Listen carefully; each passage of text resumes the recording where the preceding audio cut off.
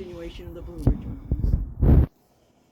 And you know the location of everything, right? For the most part, yeah. Okay, the hotel, Wolf Hill, Culp's Hill.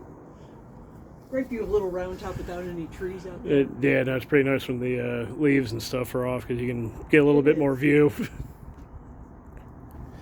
Are you filming? Filming, yeah. Okay. No, you're fine. You're fine. Why don't you, if you want to do a panoramic. So, in the spring of '63, General Lee had two pretty major victories, Fredericksburg and Chancellorsville. He convinced Jefferson Davis to allow him to come north. He could win a battle in Northern Territory. He felt the Northerners would demand Lincoln end this war. That was one of the reasons. So June 3rd, they're leaving Virginia. June 15th, they're crossing the Potomac. By June 25, once they cross the Mason-Dixon line, Lee, and get into Northern Territory, Lee decides he's going to attack Harrisburg. He's going to settle in at Harrisburg and make the Union come to him. So on June 26th, he sends 8,000 men through Gettysburg to York, Lancaster, Susquehanna River, work their way up. Another 12,000 are on this side of the Gap Mountains, working their way up. June 28th is when a couple things, major things happen. General Hooker offers to resign, they accept it, and they replace General Meade as the commander of the army. That same evening, later that evening, is when General Lee hears from a spy of General Longstreet that the Union's no longer in Virginia, they're working their way to Frederick. The next morning, he sends out orders to those that are heading east to report back to Cashtown, which is 8 miles to our west. So that's where everybody is. The one thing we like to point out, that red roof out there, Yep. her ridge. Okay. Okay. If you went out another mile or so, it would be Knoxland Ridge. That's where the first shot marker is located. So now, come June 29th, Buford and his cavalry, they're out near Fairfield Gap. They see Confederate skirmishers. They go to Emmitsburg because that's where the closest Union army is, General Reynolds and his First Corps. They report what they know. They all have maps from 1850, so they can see all the roads, especially the roads that lead to Gettysburg. Yeah. I love that monument, well, you can't really see it. It looks like a cross out there. Yeah. I always wondered why it would be a cross. Well, it represents the crossroads of Gettysburg. So, now, when I say that Reynolds is 10 miles down in Emmitsburg, half of his army is already on the northern side, so they're like 5 miles away. Okay. So on June 30th, he's riding his 2,700 men from Emmitsburg up to here. That same morning, out here in Cashtown, the closest happens to be the 3rd Corps, they send a whole division, General Pettigrew and his men, into town, a lot of wagons, to gather whatever goods they can find. As Pettigrew is approaching the Seminary Ridge up here, he can see the dust by 2,700 horses. They turn around and go back because they were told, don't start a major engagement, don't get engaged with anybody. So they start retreating. General Buford, his 2,700 men, he sends about 500 of his men to follow them. Don't engage, just follow them out of ways. So actually, once Willoughby Run is not that far on the other side of the woods out here, the cavalry stops pretty much there. They're not going to antagonize and keep following. Pettigrew and his men, they march to the other side of Marsh Creek, and that's where his men stop. But Pettigrew rides back to Cashtown and reports that there's Union cavalry here in town, and his commanders, General Heath and General Hill, do not believe him. They think it's strictly Union militia. All right, if they're there tomorrow, we'll just push them out. So, in the evening of June 30th, Aaron Jerome is up here with some of the Ziegler family that's managing the house, some of the students, and they look out to the South Mountains and they're going to see hundreds of campfires. They know something big is going to be happening soon. Finally, we're here on July 1st, about 5:30, 6:30, the First Corps starts waking up start moving, starting to get ready. Hill wanted them, and Heath wanted them to get started in the morning. They start marching. Word is coming back, okay, they're starting to move. There's movement coming on.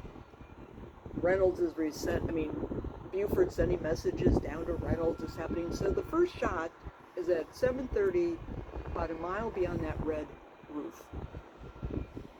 Once that delay action, that cavalry cannot fight against infantry. They're just not equipped. They're cavalry, they're horsemen. Yeah. But they have rapid fire rifles that can shoot 5 shots a minute. A muzzle loader, 2 shots a minute. With these hundreds of Union cavalry firing this quickly, that's enough to make the Confederates not sure what they're up against. Maybe it's not just cavalry, maybe now there's infantry. It's enough to slow them down almost 2 hours to go just a little over a mile. That's pretty good, because Reynolds down here in Emmitsburg, they don't start till 7:30. So if the first shot is 2 miles, and they're 5-6 miles, that's 2 hours that Buford is able to save is big. Oh yeah. So once they all get to Her Ridge, Buford he's here, he's guarding it. He's got 2 divisions, Gamble and Devon. Gamble, once they fall back to Her Ridge, they know they really just have one more ridge, McPherson, the McPherson barn out there. Because this is now their headquarters. They can't defend where their camps are set up. So they're falling back, and what the Confederates do once they get to Her Ridge, they split up. They've been marching down. There's about 6,000 now. It's 2 divisions are coming first. Joseph Davis, he crosses to the north with his 2,200 men, and James Archer, the other division, crosses to the south. Once again, it takes a while to go into line of battle. Someone's got to decide where the end is. Again, time for Reynolds to make up. Once they're getting to McPherson Ridge, it's kind of that, you see where that bus is? Yeah. The woods there are McPherson Woods. Everybody wants to call the woods straight in front of us McPherson Woods or Reynolds Woods. They actually belong to Mr. Herbst. They're Herbst Woods. So as they can see the Confederates are coming, Aaron Jerome up here looks into town and he can see the flag of the First Corps flying. Each corps has their own symbol. The First Corps is circle. And red is the first division. It's red, white, blue. First division, second division, third division. So the red circle comes riding up because here comes part of his first division. Meets with Buford. Buford explaining what he knows. Right behind, so Reynolds actually rides back to Emmitsburg Road, the Cadore farm. Finds it's Cutler, the second division, coming up. He's ordering them to come up as quickly as possible. When they come up, he moves several regiments to the north side of the pike. He rides back to the Seminary. By now the Iron Brigade had come up. He can see they're coming through the woods up there. He's riding the Iron Brigade to come with them as fast as they can. He pushes the 2nd Wisconsin into the woods. This is when he turns around to see what other regiments are coming. He's shot through the back of the neck, and it exits his eye and is killed instantly. This is maybe 15 minutes that he's been on the battlefield directing any infantrymen. Yeah, so he was known for a long time. Huh? Said he was in command for a long time when he got here. Oh, yeah, until Meade came up, and he didn't come up till, but Meade made him the left wing commander. Yeah. He was in charge of the 1st, 11th, and 3rd Corps.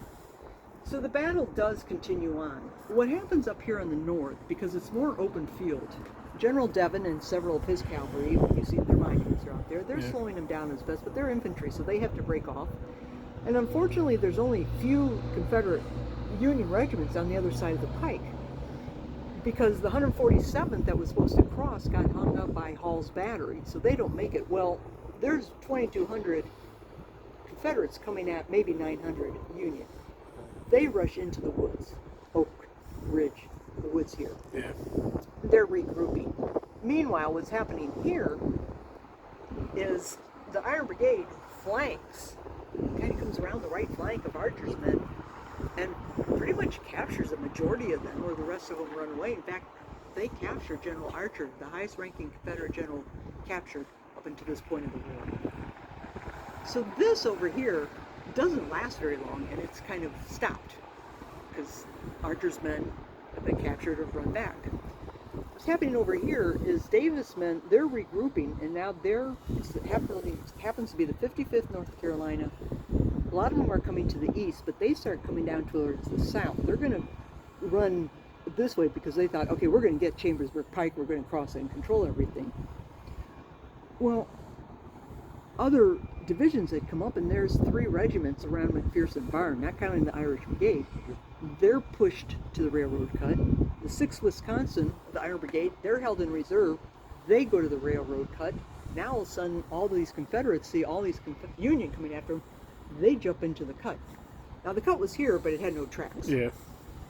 Well, once you fall into a cut, Kind of hard to get out. You're not going to get out. So several of them did escape, to the west. Yeah. But many, and I'm sure several were shot. But eventually, when all these men are aiming their rifles at them, they do surrender, drop their guns. Hundreds are captured. So the battle here to the west kind of comes to around noon, a lull. Not an ending. More and more cannons are coming.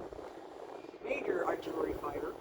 And the Confederates the Union, they only carry about 40 cartridges in their pack. They've got to refill their cartridges. They've got to, anybody that was on a horse, any type of commander, they're probably wounded because, of course, anybody's going to take aim at someone on a horse. Yeah. So they're trying to regroup.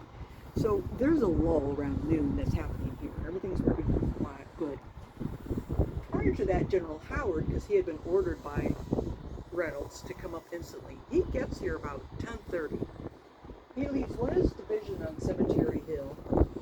He rides into town, Fonstock, if I'm saying that. There's a building. And he climbs up there, and he can see what's going on. Meets with, this is when he finds out Reynolds is dead. Meets with Doubleday, explains everything. From that store out in town, he can see Oak Ridge. He wants that hill. In addition to having Cemetery Hill with all the roads around it, he wants Oak Hill. So he tells one of his divisions, he's only got 9,000 men, he's got 3,000 up on the hill. He orders Schurz and Schimmelfennig, these Germans, out to try and take Oak Hill. Behind him, Barlow finally shows up. He's also supposed to go out. So that's pretty much, the battle out here to the northeast is pretty vicious.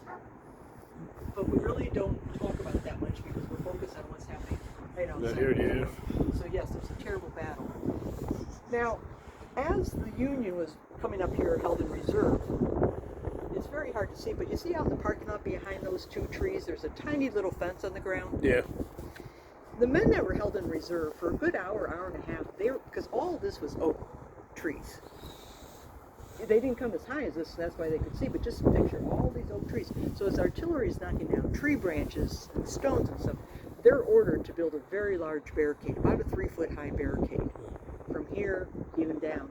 They know that's truly their last line of defense, if they have to fall back, if anybody Union.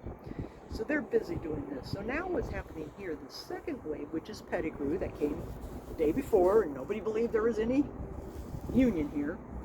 He and his 6,000 to 7,000 men are now coming down the pike. About 2:30, General Lee finally gets here on Her Ridge. General Heath, and the Third Corps out here says, "General, should I re-engage?" And he's like, "No, I want my." He had given everybody orders, "Do not start a major engagement until my army's together." So he says, "No, my army's still not here." But now all of a sudden, when he can see Rhodes and his 5 divisions up here really making some damage, they're overlapping. He does order Pettigrew, overlapping I should say. He sends Pettigrew and his 6,000 men to now initiate second wave in a sense. They're going to do what they did at Chancellorsville. They're going to come through the woods, come around, kind of not quite to that barn that's out here to our southwest, but flank the Union out here. You've got the Iron Brigade in the woods, and then there's only 3 Union regiments out here. Let's say there's an average of 300 to a regiment. That's only 900 men, not counting the Iron Brigade, but they're in the woods. Right out here against 5,000 at minimum coming here. So they're flanking around. What's important to know is Fairfield Road, we can see it now, runs along this right over here. You can see the cars. Yep. When the cavalry pulls back, they don't just right away.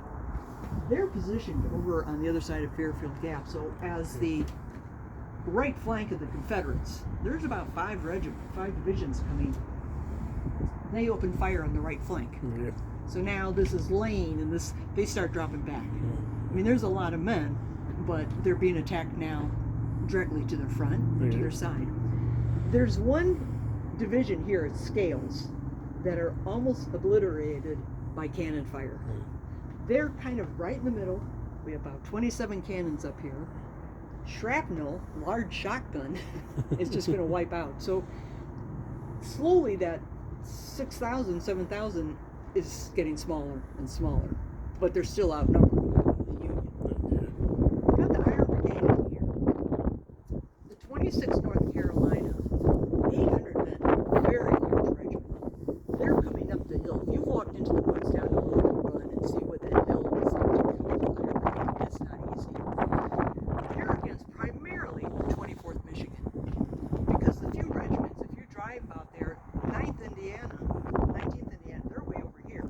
Wisconsin, they're over here. Right in the middle is the 24th. That battle is horrendous.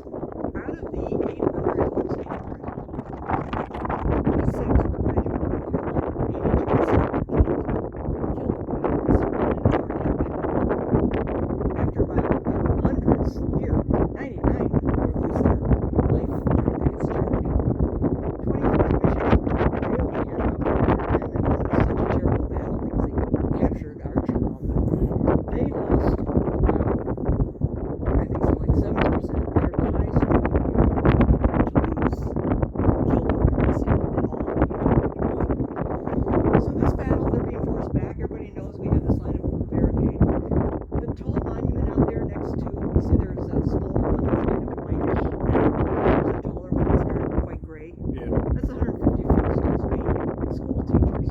Colonel McFarland was the principal of the school here in Pennsylvania, and one of the companies were all school teachers. He's told, that's why their monument faces that way. They're ordered into the woods to be the last line of defense while the Iron Brigade retreats. You don't want to be told you're the last line of defense. Yeah. That's not a good position. So they rush in. We still have, as I said, Biddle. We only have 3 regiments here, but they're holding their own. They're slowly falling back. The artillery is really helping them out. But eventually, they're falling back. There's like the 149th, 150th Pennsylvania. They're all being pushed back from, all the fighting over here. They all now pretty much are along this higher fence. And as you're walking, maybe on the 4th floor, you saw some fence with the seminary way in the background. That would have been that fence. So eventually, Pettigrew and his men, they do sweep all the Union off this part of the battlefield. General Doubleday had asked earlier Howard, who's now taking command, he was highest ranking after Reynolds was killed, for support.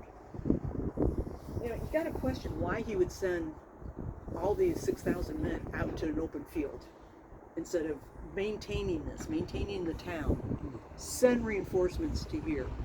But he didn't. He sends 2 divisions to fight against 5 divisions. And then Early, who's way out in the east, he comes. So now they're really slammed to our northeast. They retreat. They're forced to retreat. Colonel McFarland, he's holding everybody back. He's 20 yards or so from this building, and he says, as he's looking around, make sure everybody's retreated, he's got some of his men with him. He's shot almost simultaneously through both knees. And he says, as my men were carrying me into the north end of the door, the Southerners were now going into the south end of the seminary. By 4:30, maybe 5 o'clock, the Union has retreated like they were ordered to Cemetery Hill. In the meantime, General Hancock has come up. There's a little disagreement because Howard overranked Hancock, but he was ordered by me. They finally worked it out. I felt sorry for the First Corps, but how instrumental it was.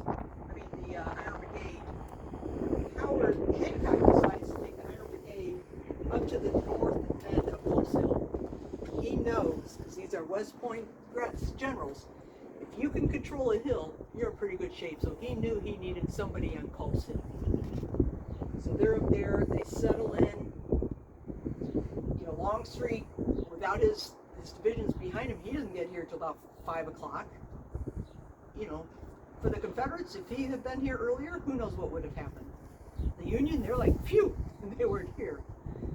So by the end of the day, a battle that really, but nobody knows where the battle's going to happen. They just do. But there are 15,000 killed, wounded, or missing on day one of July 1, 2, 3. Confederates, on July 4, they sent about a 13-mile wagon train back to Virginia down Confederate Chambersburg. And on July 5, because all that wagon train's going that way, Lee sends his army through the gap, not that way. They all can't go on the same road to get back.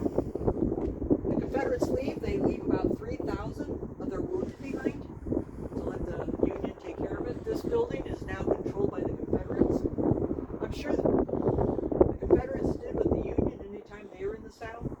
Confederates came in and took all the medical equipment to their field hospitals. So all these men, and the majority of them were Union, but there were still some Confederates in here, are now treated by doctors that have no equipment, not going to help them until July 5. The 3,500 Union that have died are eventually, by March of '64, reinterred in the National Cemetery. The rest of the Confederates, they stayed buried until 1970. When they were digging up the graves to take to the cemetery, National Cemetery, Dr. Weaver would not let a body be moved unless he identified it. If it was a Confederate, they just reburied it. But he made very meticulous notes where anybody was buried. 7 years later, he published that he had this information. The ladies in the South contacted him to help send their families back. Bottom line is, within a year and a half, his son was able to send 3,300 Confederates back to the South, which is where they should be. Yeah. Now, after all these years, there's just bones, but they know that by how many skulls they're able to box up and so that's the end of day one. We got 2 more red states coming up. A big battle on Culpsville. That battle does not get enough credit of the battle that happened. Not minimizing Wheatfield, right? One is not more important, but that just does not get talked about. That battle. Do you have any questions or clarification or